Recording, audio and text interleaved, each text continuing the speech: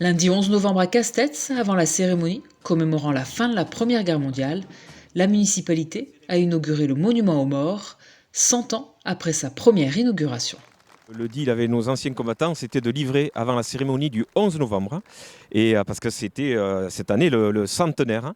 Et donc, on en avait discuté longuement avec M. Ducasse, le chef des anciens combattants.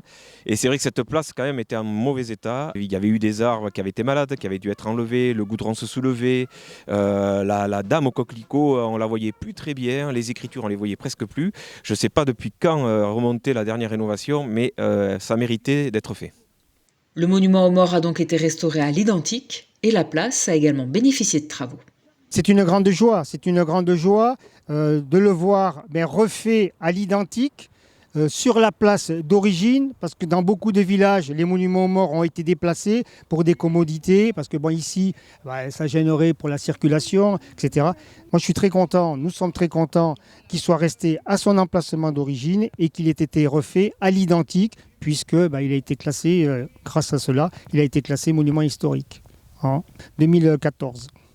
L'idée, c'était donc de refaire cette place à l'identique parce que l'architecte des Bâtiments de France souhaitait qu'on garde l'identité de cette place, ce qui est tout à fait normal.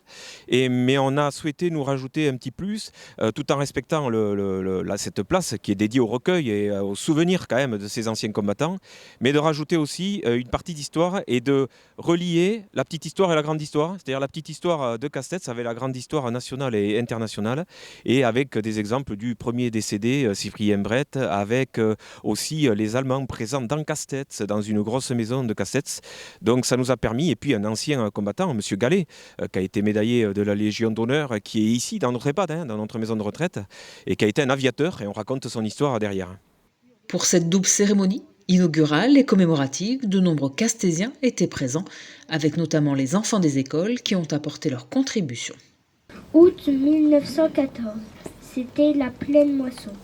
Quand on a entendu les cloches sonner, on s'est demandé pourquoi.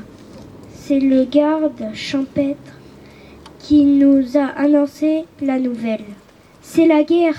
Nous avons toujours une belle cérémonie avec du monde. Je dois avouer qu'aujourd'hui, je pense qu'il y avait un peu plus de monde que d'habitude, mais on a la chance d'avoir quand même les écoles qui restent présentes, les pompiers qui restent présents, les musiques vivantes, c'est pas du haut-parleur, ça on l'a à chaque fois, à chaque cérémonie, et puis des citoyens quand même impliqués et qui veulent rendre hommage à ces anciens Castésiens décédés, grâce à qui nous sommes en paix, et donc il y a toujours quand même un petit peu de monde, il y avait quand même plus de monde aujourd'hui.